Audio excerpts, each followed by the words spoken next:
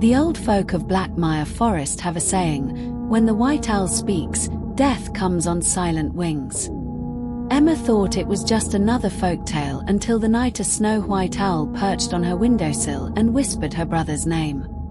Journey with me into the ancient woodlands where some creatures know far more than they should. Like and subscribe to uncover more supernatural tales that lurk in the shadows. Emma had always felt a connection to the forest that bordered her small hometown of Blackmire. Even as a child, when other kids feared the dense woods and the strange noises that emanated from its depths at night, Emma found solace among the ancient trees and moss-covered stones.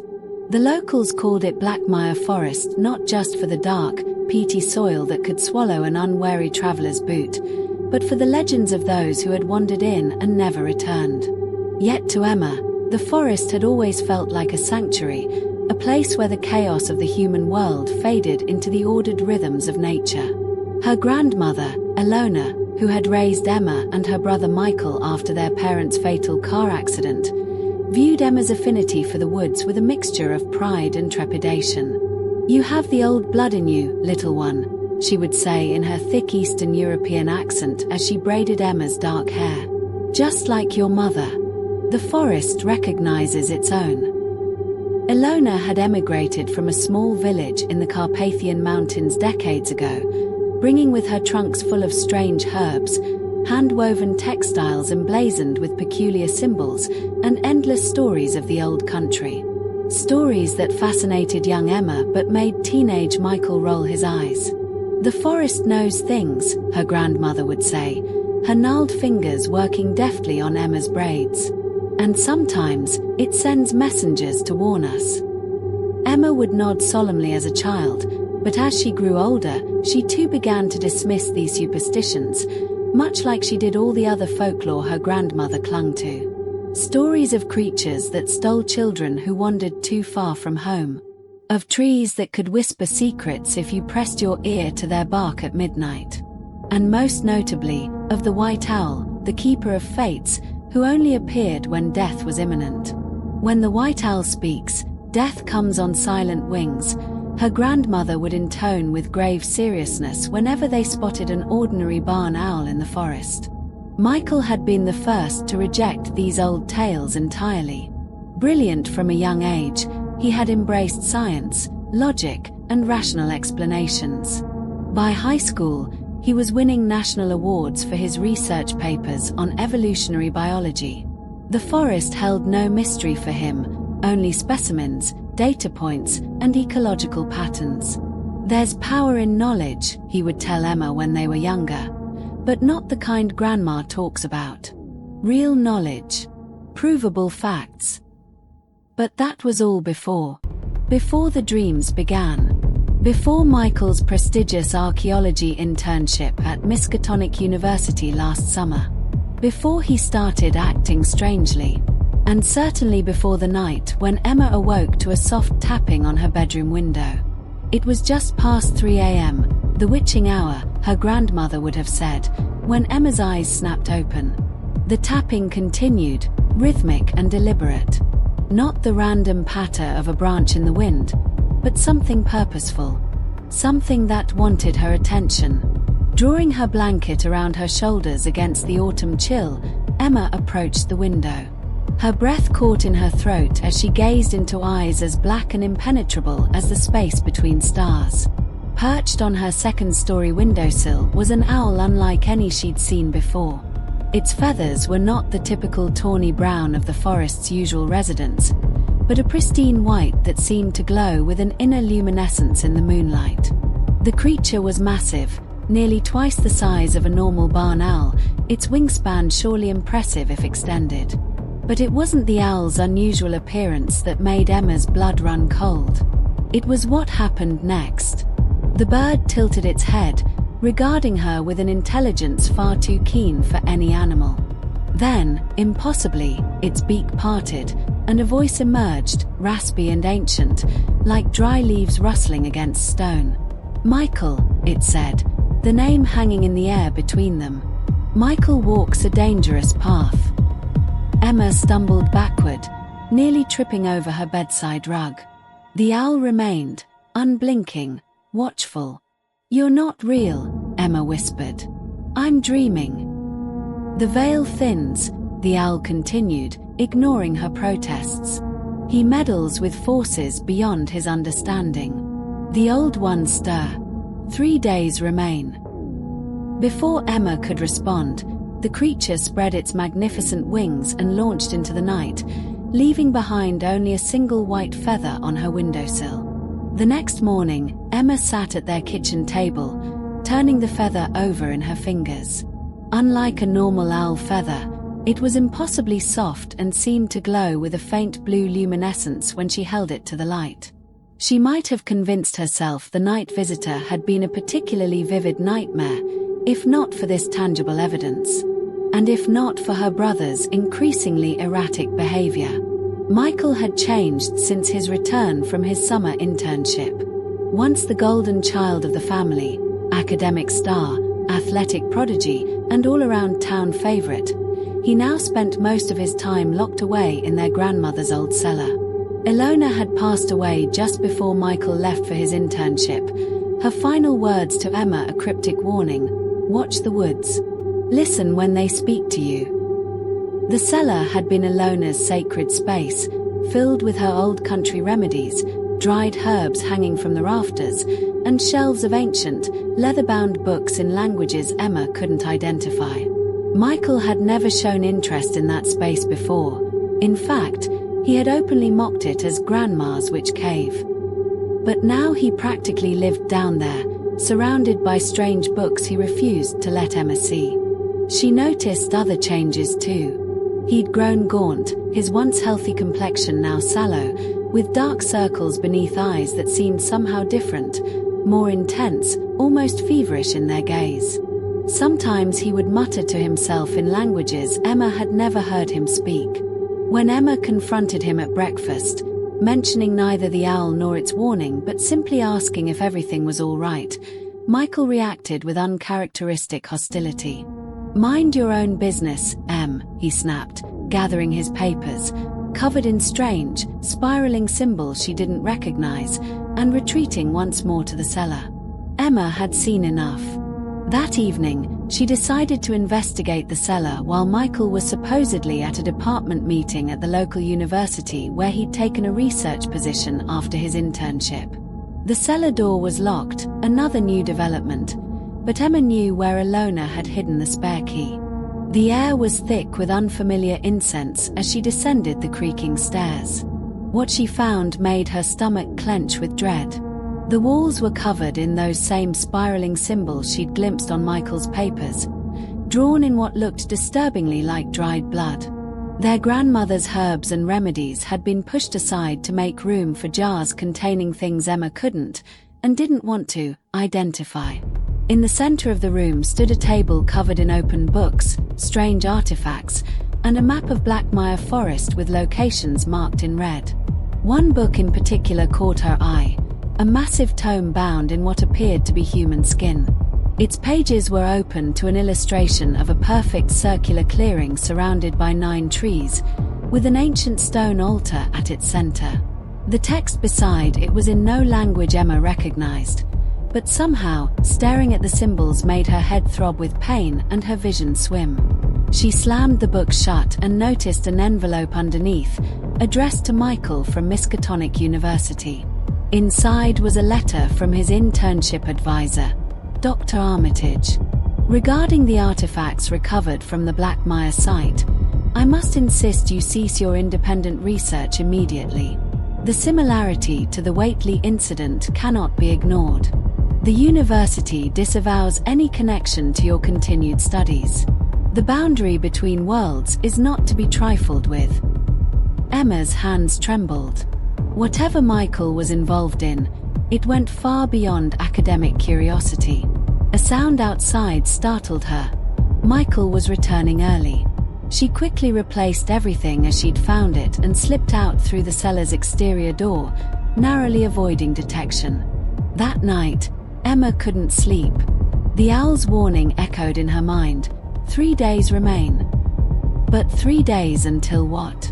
The answer came the next morning when she overheard Michael on the phone, speaking in hushed, urgent tones. Yes, on the full moon. The conjunction only happens once every 100 years. The clearing with the standing stones, deep in Blackmire. No, I've translated the incantation correctly this time. When the stars align, the doorway will open. The full moon was exactly 3 days away. That evening, determined to understand what was happening, Emma followed her brother. She watched from the shadows as he slipped out of the house at sunset, a burlap sack slung over his shoulder, and headed straight for the heart of Blackmire Forest. The paths through the woods were like old friends to Emma, but Michael took routes she'd never seen before, moving with the confidence of someone following a map visible only to them. The deeper they went, the more foreign the forest became. The trees twisted into unnatural shapes, the undergrowth unnervingly silent, no birds or insects making their usual evening sounds. After nearly an hour of walking, Michael reached a clearing Emma had never encountered in all her years of exploration. A perfect circle where no vegetation grew, surrounded by 9 ancient oak trees that seemed to lean inward, as if drawn to the clearing's center. With a shock, Emma recognized it from the illustration in the skin-bound book. In the center of the clearing stood a stone altar, so old that it was nearly reclaimed by the earth. Michael began unpacking his bag, candles black as pitch, vials of liquids that caught the dying sunlight with unnatural colors, and the same book she'd seen in the cellar. Emma watched, frozen in place behind a massive oak, as her brother began preparing what was unmistakably a ritual. He arranged the candles in a specific pattern, poured the contents of the vials into small depressions in the altar stone, and began drawing symbols on the ground using a dark powder. As twilight deepened into night, Michael started chanting in a language that hurt Emma's ears and made her vision swim. The air in the clearing seemed to thicken, to distort, as if reality itself was protesting what Michael sought to do. The moon rose, full and bloated, directly overhead. As its light touched the altar, the symbols Michael had drawn began to glow with an eerie blue light, the same luminescence as the owl's feather, which Emma had brought with her, tucked safely in her pocket. The temperature dropped precipitously. Emma's breath clouded before her as frost began to form on the trees surrounding the clearing, spreading like crystalline spider webs across their bark. And then, from overhead, came a familiar sound, the soft beat of powerful wings. The white owl descended into the clearing, placing itself between Michael and the altar. Her brother's face contorted with rage. "You cannot stop what is coming," the owl said, its voice audible even to Emma in her hiding place. "But she might." Michael whirled around, spotting Emma among the trees. His eyes, she now saw with perfect clarity, were not his own. Too black, too ancient for his young face. No whites remained, just fathomless pits that reflected the moonlight like obsidian mirrors. "You brought her here," Michael snarled at the owl, but his voice had changed too, layered with another, deeper tone that seemed to come from everywhere and nowhere. "I brought myself," Emma said, stepping into the clearing with a courage she didn't feel. The white feather, which she'd kept in her pocket, grew warm against her skin. "Foolish girl," Michael said, though Emma knew it wasn't truly her brother speaking. "You know nothing of what is at stake. Your brother sought knowledge, the very thing he always cherished. I offered it to him, and he accepted willingly." "What are you?" Emma asked, her voice remarkably steady despite her terror. Michael's face twisted into an unnatural smile. "I am old. Older than your forest. Older than your species. I slumbered beneath this land long before your ancestors learned to make fire. And now, I wake." The altar stone began to crack, fissures spreading across its surface like lightning bolts. From within the cracks, a sickly green light pulsed, keeping time with what sounded horribly like a massive heartbeat. "The conjunction approaches," not Michael said, raising his arms toward the moon. "The stars align. The way opens." Emma looked up and saw with horror that the stars above the clearing were moving, realigning themselves into a configuration she had never seen before. The constellations twisted and reformed into that same spiral pattern she had seen on the cellar walls. "Michael is still in there," the white owl said, now perched on one of the surrounding oaks. "The entity has not fully claimed him, but it will when the doorway opens. And then nothing will remain of the brother you knew." "Help me," Emma pleaded. "Tell me what to do." "The feather," the owl replied. "It is a fragment of ancient protection, from when my kind first bound what lies beneath. Use it as your instincts guide you." What followed was a confrontation Emma would never fully remember clearly. Her brother, or the thing wearing her brother like an ill-fitting suit, lunging toward her with inhuman speed. The ground beneath them trembling as the altar stone split wider, revealing a pulsing mass of something that resembled neither flesh nor stone but something horribly in between. The owl transformed, growing, its wings spanning the entire clearing as it placed itself protectively before Emma. A battle fought with words in languages long dead and powers that bent the light around them into impossible shapes. Emma clutched the feather, which now burned white-hot in her hand, yet somehow didn't consume her flesh. Words came to her lips, words she'd never learned but somehow knew, passed through generations of her grandmother's bloodline. "I am of the forest," she found herself saying, "and the forest remembers what you are. It remembers how you were bound." The entity wearing Michael's form hissed, flinching away from her voice. "Your brother invited me in," it said. "A willing host. You have no power to expel me." "But he didn't know what he was inviting," Emma countered, the feather pulsing in rhythm with her heartbeat. "Knowledge without understanding. That was your trick." She advanced on her brother's form, the owl's massive wings creating a tunnel of wind that pushed her forward. The feather in her hand elongated, transforming into a staff of pure light. "By root and branch, by stone and stream," Emma chanted, the words coming to her from some ancestral memory. "By the pact made in the first days, I bind you. By my blood, which flows from those who first imprisoned you, I deny you passage." She would remember, with perfect clarity, the moment when she pressed the glowing feather staff to her brother's forehead. The scream, not Michael's voice at all, as something ancient and malevolent was torn from him, dissolved into the night like mist under a harsh sun. The altar stone sealed itself with a thunderous crack. The stars lurched back to their proper positions. The spiral symbols Michael had drawn flared bright blue, then burned away to nothing. Michael collapsed, himself again but weakened, confused. The ritual interrupted. The summoning prevented. The white owl, returned to its original size, regarded them both from a nearby tree. "It will try again," the creature said. "There are always those who hunger for knowledge not meant for mortal minds.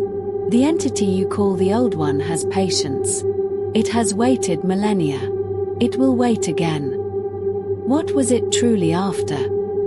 Emma asked, cradling her brother's head in her lap. She could feel him coming back to himself, his breathing steadying, the feverish heat leaving his body. "To enter your world fully," the owl replied. "What sleeps beneath Blackmire has slumbered for time beyond counting. It dreams of return, of reclaiming what was once its dominion." "The book," Michael whispered, his voice hoarse. "The artifacts from the dig site. They were calling to me, promising me understanding of things no human has ever known." "Knowledge without wisdom is a poison," the owl said.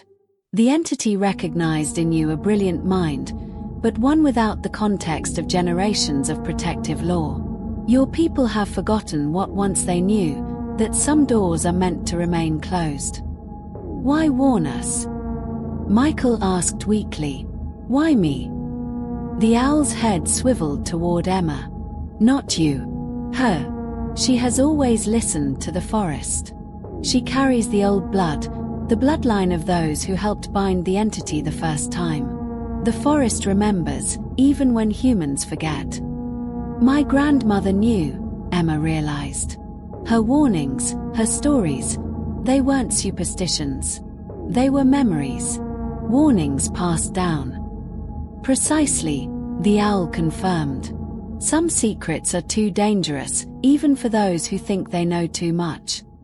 What happens now? Emma asked. Will it come for us again? I have watched over this forest for longer than your kind has built cities, the owl said. I will continue to watch. But you, Emma, now bear the responsibility of your bloodline. The knowledge that was nearly lost must be preserved. The owl extended its wing, and another feather drifted down, landing at Emma's feet. Keep this close.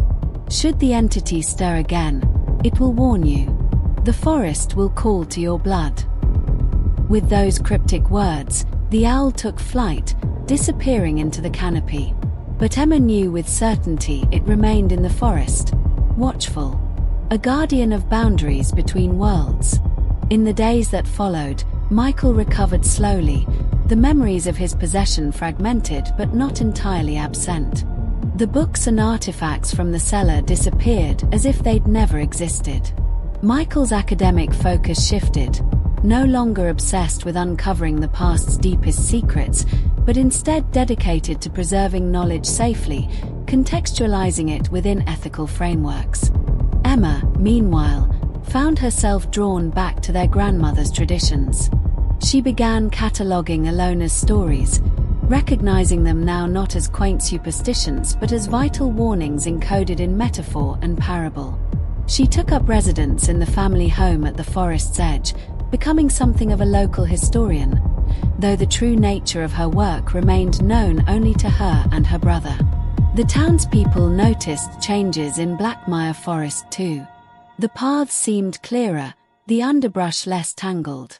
Fewer hikers lost their way. Children reported seeing a white owl watching over them when they played near the forest's edge. And on nights when the moon is full and the wind carries strange whispers through the trees of Blackmire Forest, Emma leaves her window open. Sometimes a white feather appears on her sill by morning, a reminder that some knowledge comes with a price, and that there are watchers in this world who know precisely how high that price can be. A reminder that the boundary between worlds is thin, but not unguarded. For in the delicate balance between knowledge and wisdom lies the safety of all, a lesson both siblings learned, though in drastically different ways. Michael through nearly losing himself to an ancient hunger, and Emma through finding a strength her bloodline had carried for generations. The owl that knew too much continued its vigil, as it had for centuries before and would for centuries to come. Knowledge, after all, was a double-edged sword, both humanity's greatest strength and, in the wrong hands, the potential key to its destruction.